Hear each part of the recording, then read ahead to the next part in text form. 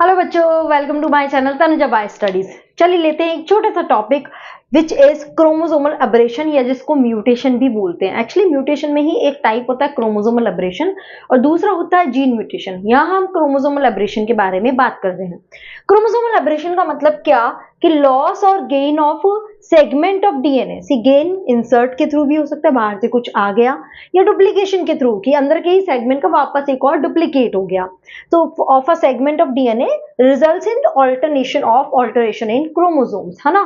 देखो क्रोमोसोम्स क्या है, एक लॉन्ग स्ट्रेच ऑफ डीएनए, उसमें से एक सेगमेंट ऑफ डीएनए जो है, मतलब डीएनए का काफी अच्छा एक पार्ट जो है डिलीट हो जाए या गेन हो जाए या डुप्लीकेट हो जाए, तो क्रोमोसोम में चेंजेस आ जाते हैं, उसके नंबर में चेंजेस आ जाते हैं, उसके स्ट्रक्चर में चेंज आ जाते हैं। इसको हम क्रोमोसोमल एब्रेशन बोलते हैं। ये जनरली कैंसरस सेल्स में देखा जाता है। अब देखिए क्रोमोसोमल एब्रेशन या म्यूटेशन जो है वो चार तरह का होता है। One is deletion, inversion, duplication and translocation. चलिए समझते हैं चारों।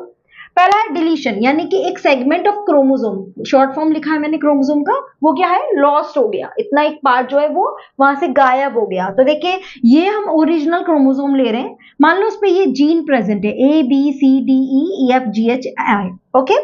अब इसमें से हो सकता है यहां से ये ए जीन जो है वो डिलीट हो जाए, लॉस्ट हो जाए उसका पार्ट। तो अब क्या हो गया, यहाँ पे देखिए आप देखेंगे ए नहीं दिखाई दे रहा, बाकी सब पार्ट है।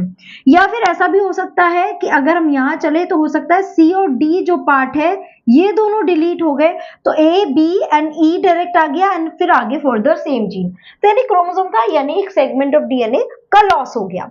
सेकेंड देख लेते हैं इन्वर्जन। यहाँ पे क्या हो जाता है, क्रोमोसोम्स गेट रोटेटेड और इन्वर्टेड, यानी कि एक तरह से जो सीक्वेंस है वो रिवर्स हो गई, चेंज हो गई, ठीक है, पार्ट लॉस्ट नहीं हुआ। जैसे कि ये ओरिजिनली हम लेके चल रहे हैं ABC, मतलब ये कैसा है, it is a normal DNA, right, segment. अब इसमें क्या हुआ, ABC और DEF ये सीक्वेंस क्या हो गई, रिवर्ट हो गई।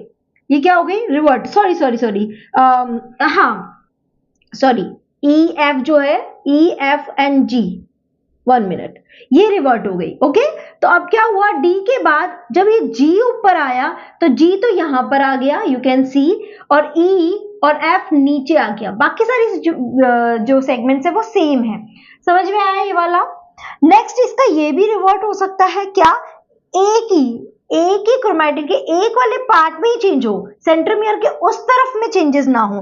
तो यानी कि क्या, ABCD, तो देखिए ADCB ये वाली सीक्वेंस जो है वो उल्टी हो गई, रिवर्स हो गई। This is also it can take place which is also comes under inversion, है ना। दो तरह से हो सकता है, या तो सेंट्रोमियर को इन्वॉल्व करके, या फिर सेंट्रोमियर नहीं इन्वॉल्व हो रहा है, इधर में ही कुछ चेंजेस, ऐसे नीचे में भी चेंजेस हो सकते हैं। नेक्स्ट आ जाता है डुप्लीकेशन, जहां पे क्या हो रहा है, segment of chromosomes it breaks and attach in the same chromosome. एक क्रोमोसोम में डुप्लीकेट हो गया, या तो उसी के जस्ट पास में ही ऐड हो गया, या उससे थोड़ा दूर जाके ऐड हो गया। जैसे कि क्या, ABCD एक सीक्वेंस है जहां पे ABC क्या, ABC ये सीक्वेंस ऐड हो रही है। तो देखिए ABC अगेन ABC सीक्वेंस, ये ABC सीक्वेंस यहाँ पे भी ऐड हो सकती थी, है ना, कहीं भी ऐड हो सकती है, बस वो डुप्लीकेट हो रही है।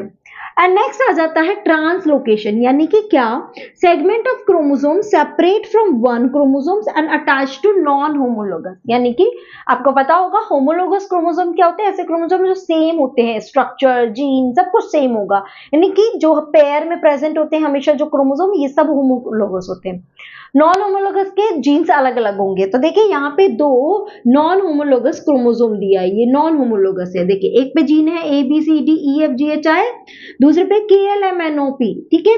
अब क्या हुआ, यहां से ABC जो है ये तो इसके पास चला गया और KLM जंप करके यहां आ गया। तो देखिए KLM यहां पे आ गया और ABC दोनों नॉन होमोलोगस से जंप करके जा रहे हैं, ट्रांसलोकेट हो रहे हैं, एक लोकेशन से दूसरी लोकेशन पे जा रहे हैं, इसलिए हम इसको बोलते हैं ट्रांसलोकेशन। सो आई थिंक अब ये क्रोमोसोमल एब्रेशन क्लियर हुआ होगा।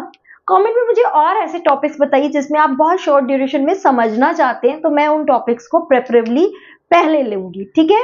चलिए इसके बाद ही नेक्स्ट टॉपिक आते हैं। Take care, bye bye, keep doing study.